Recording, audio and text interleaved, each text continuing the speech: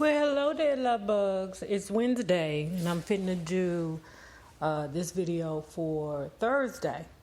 Okay, not sure right now if I'm going to actually release a video on Friday morning. I'm not sure, but what I do want to do today before we get started is thank you guys for showing me patience and understanding when I'm doing things outside of book reviews, okay? Because I got to figure something out, whether or not it be celebrity gossip like on Fridays, because celebrity gossip is kind of what brings the, views and the new subscribers and the revenue and something like that. I don't know.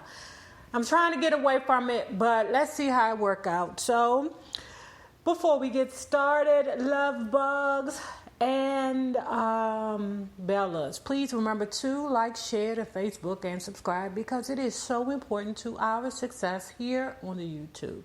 And if you are not already a part of our book club, please hit the Patreon link below and or the join button here on the YouTube. And for a small monthly fee of $5, you babies, yes, you babies, can be privy to all the shenanigans before the YouTube gets it, if the YouTube gets it. Now, let's talk about Tina, My Life Story, Tina Turner with Kurt Loder, that dude from MTV, part, I think it's 17, okay? Now, where we left off, of course, Ike and Tina ain't had a hit in a minute, right? But it's 1973, and they just completed a dance groove hit by the name of Nutbush, okay? Nutbush was the last top 30 chart hit that they've had together as a couple, or as the Turners, okay? And what Nutbush did for Tina the Turner was to let her know, wait a minute, I can write, okay? Yes, you can do whatever the hell you want to do. Now Iggity Ikety, he in there losing his mind because he's still struggling with his issues with the booger sugar. It's so bad that he done burnt out the cartilage in his nose. I say, what? The cartilage in his nose? Baby, listen, I got a little cousin with a cleft palate. That shit ain't old. She didn't had all the surgeries and everything to go with it. She a beautiful little girl. Even with the cleft palate, she still was beautiful. But god damn. Oh. Tina says that Ike was so desperate for a hit, and I wanted him to have one too. I was doing everything I could, touring with him, staying up all night in the studio with him, and all his friends with all those frozen noses. Ooh, that's what they call it? Frozen noses? You're going to hear me say that shit at least 13 times, okay? Because that's a good way to say it, okay? I had got him to change his look over the years, getting a new hairstyle, wearing better clothes. I helped him dye his hair when it started turning gray. I gave him manicures, pedicures, massages whenever he wanted them. And now I was even writing songs. But it was never enough. Ike was in a bad mood one day, and he looked at me and said, "What do you want from me?" I said, "Ike, you must be blind." Just like that. I was starting to talk back to him now. At first, Ike hardly ever noticed. That's because he had the old frozen nose, okay? But now he know how to handle his frozen noses and, pow to the moon, his whatever. Because she ain't the wife, because she's still married, or he's still married to the other lady. She's the whatever. So, listen, let me say this. If I could not understand Tina the Turner now, I truly do, okay? I don't appreciate the lies or, her lying by omission. Thank you, my subbies. That was the wordage the verbiage that I was looking for. But she has a survival story, a comeback story that gives you strength. And now I understand why so many women, like my mom's age, my auntie's age, loved Tina Turner. It's because just as a human being, you go through so much in life. You know what I'm saying? And whether you're proud of it or not, because I know she's not exactly proud of all the things she's done, with the bullshit she told us, but I know she ain't proud of the shit she didn't tell us, right? So it's a survival story.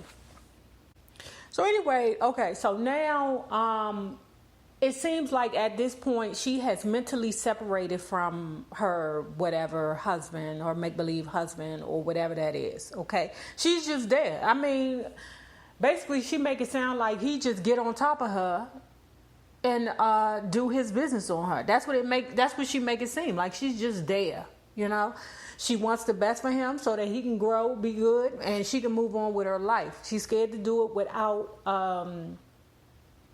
with Ike being okay with it, But according to her, Ike never lets anybody go. Nobody leaves.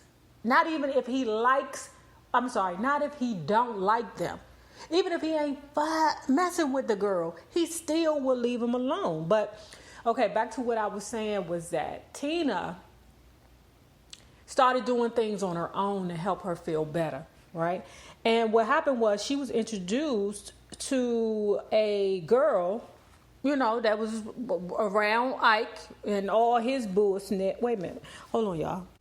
Okay, I take it back, y'all. I just got it. So, this wasn't when she was Num-Yo Ray K.O.ing. Okay, not yet. She not Num-Yo Ray K.O.ing yet. But what she is doing is searching for spirituality. So she would sneak out and go see readers. I was like, readers? What the fuck are you talking about? But people who do palm readings, people who can read your future, people like that. That's what she did to ground herself and to cope with, whatever pain that she's dealing with. See the readers and take them goddamn beanies that she don't want nobody to know actually is some kind of drug, and that she tried to tell us that she was only taking them because her throat was hurting. You a lie. Now, while this Nutbush City Limits is tearing the charts up, Tina Turner was turning 35 years old. I think when a woman reaches those mid-30s, her thinking starts to change. I would agree. She said it wasn't even my career anymore. It was Ike's career, And you be with somebody for all that time, you starting to look at them and say, wait a minute. She said during her career with Ike, she sang Ike's songs mostly, and they were always about Ike's life. I had to sing them, and I was just a tool. Then I started thinking about my marriage, and I remembered what marriage had meant to me when I was a girl. The loving husband and wife, the happy children, my God. I thought, how had things gone so wrong? The kids would all run and hide when I came home. The man was so mean, and he was starting to get thick in the waist. He was starting to get that belly. On top of that frozen nose, and she can see up his nose and see that all that cartilage is gone. So Ike is going through it. So when I'm saying that this is truly a realness check, because them niggas can't handle the pressure, child. When they start developing breasts, they can't take it, okay? Because their titties start getting long and their balls start getting long. They can't take that pressure, so they mad, and Ike is mad. Once you on top, and then to make it so bad, he wasn't even all the way on top. That nigga wasn't even all the way on top. Child bang. Tina says that one day Ike brought this pretty woman home. She said he was always bringing home pretty women. She don't give a fuck, okay? She said her name was Valerie Bishop, and she was a Jewish woman who was married to a black jazz musician. There was a group of mixed marriage couples in LA. That would be Herbie Hancock and his wife. Not surprised Gigi was white. I ain't surprised with that. I don't want no problems with you, Gigi. Okay? Gigi was German. Wayne Shorter's wife, Anna, who was Portuguese. And also my friend, Maria Booker, was married to a black musician. Valerie was one of those also, and she was also a chanter. I don't know how Ike met her. Ike met her. Now, she's speculating that Ike was out one day, because he think he is a cult leader, because them bitches was telling him that he was God. So he decided to put that Caesar haircut in his head and say, look, Caesar, had a frozen nose too. Ain't nothing wrong with having frozen noses. Do I believe that? Answer, yes. Okay. Have y'all seen Spartacus? Ooh, yes. Ooh, Spartacus. Y'all. If y'all could see me blinking right now, if y'all don't fucking get that movie Spartacus or that TV series Spartacus, girl. Oh, my God.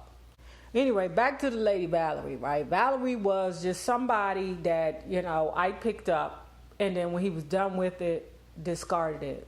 Now, yeah, that sounds about right when you are a lunchbox. But anyway, just something to play with, then forget about. He hired Valerie to work at the studio as a secretary for a while, but she didn't stay long. She wasn't the type to put up with Ike.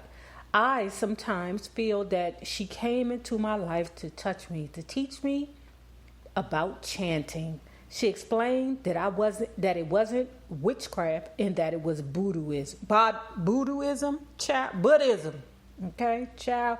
Before she left, Valerie gave me a book and the beads to use, and she taught me the Nam-myo Reiki Cho. Okay. Then whenever Ike wasn't around, I started testing. After I would say the Lord's Prayer, I'd do 5 repetitions of Nam-myo Reiki Cho. Now, let me tell you what's funny. Remember when she said Valerie didn't stay long? Valerie didn't stay long because eventually Ike started putting his hands on these women. How the fuck do these men be putting hands on women that they work for? And the fact that I called Tina Turner the survivor, because you lived in a time where it was okay for these ninjas to put their hands on women. Let me tell you how true this is, okay? And it's not just black men.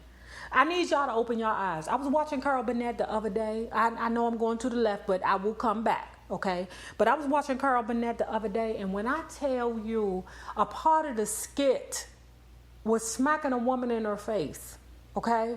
I'd be like, pow, to the moon. Y'all remember the Honeymooners?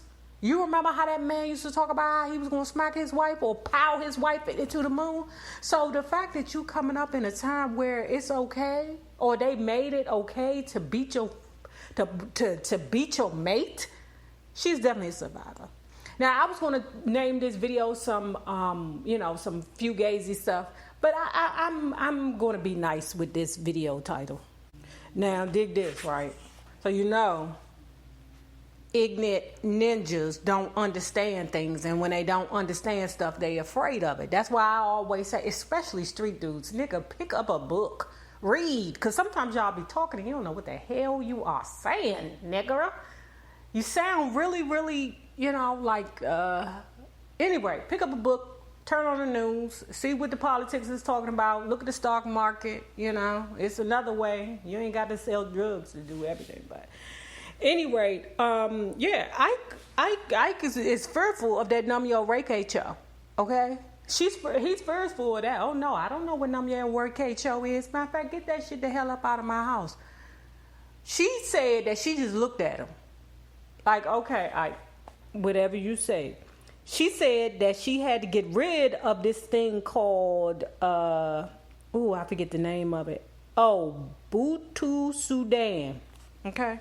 I wanted it the hell up out of his house because he thought that it was the devil. No, Ikety. That voodoo Satan ain't the devil. You are, motherfucker. You are the devil. How could the devil be scared of another devil? No, y'all just fight it out. That's what happens. Tina says at least one good thing happened straight away. Early in 1974, the Turner Organization got a call from recorder-producer Robert Stigwood's office. Stigwood wanted Tina for a part in a movie. He was helping to finance for Ken Russell, the flamboyant director of The Devils and Women in Love. The movie to be made in London would be a visual realization of Tommy, the 1969 rock opera by The Who. By The Who. Oh, yes.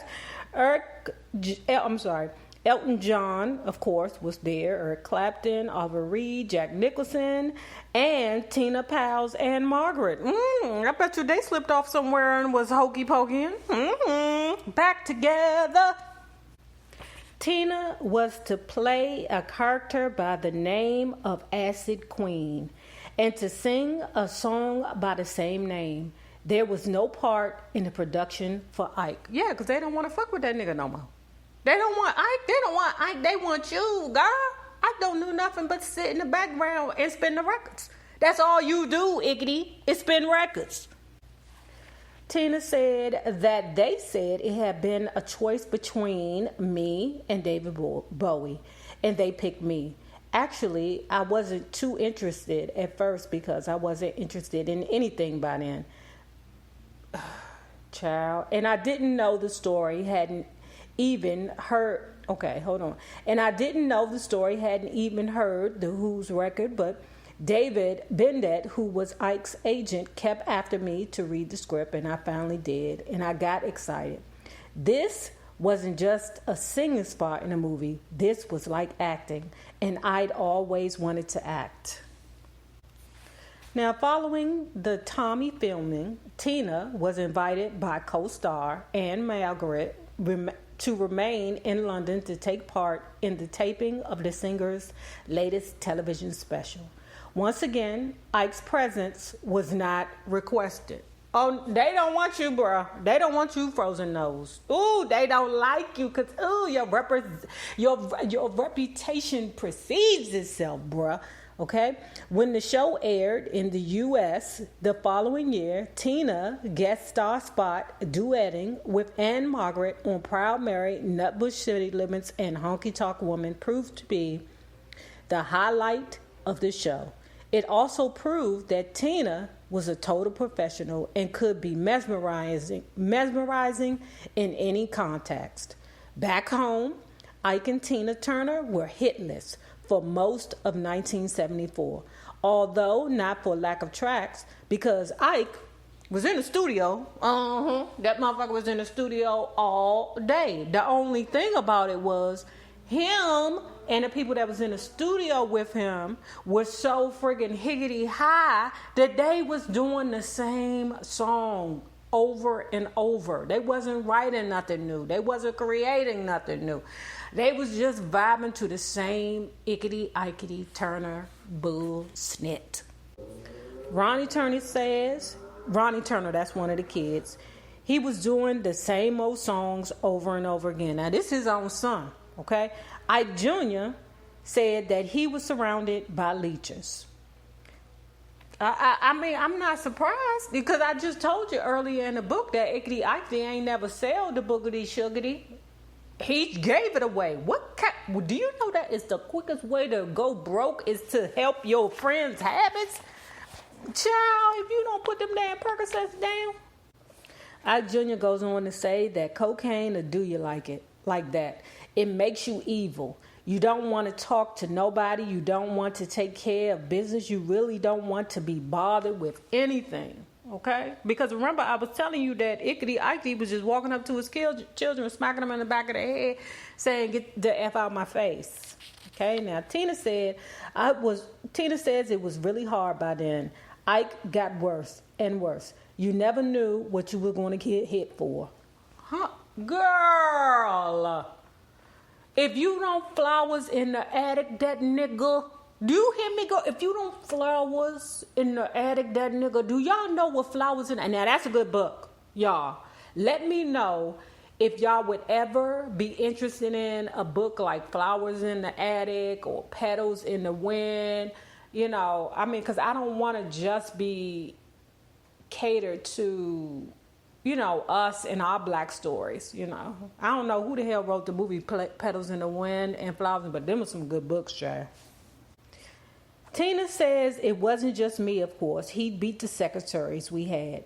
He beat Ann Thomas, we'd be in the car with Rhonda driving, and he'd be calling her foul names and pulling whole handfuls of her hair out. It was Ike when he got angry. He became anger itself. He wouldn't let any of his women go, even if he wasn't interested in them anymore. Didn't I tell you that? Didn't I tell you that Negro did that? 'Cause one of his other women said that. If he even thought you were going to mess around, you were going to get beat up and probably screwed. Child. Now let's move down to Ann Kane. By then, Ann Kane returned at this point. She had stayed in touch from another state, and now with a broken marriage behind her, she was back in L.A. However, she had become a Jehovah's Witness. Don't y'all say nothing about Jehovah's Witness, y'all. Okay, y'all know my mother's side is all Jehovah's Witnesses. Yeah, I know y'all think they are annoying, but I know y'all don't think they're annoying in COVID. They ain't knocking on your goddamn door in COVID. So Ike approached Ann Kane about returning to her managerial role with the Turner organization. Ann Kane immediately made it clear that if she did return, she would no longer perform double duty as one of Ike's on-call playmates. Well, what the fuck are you here for, bitch?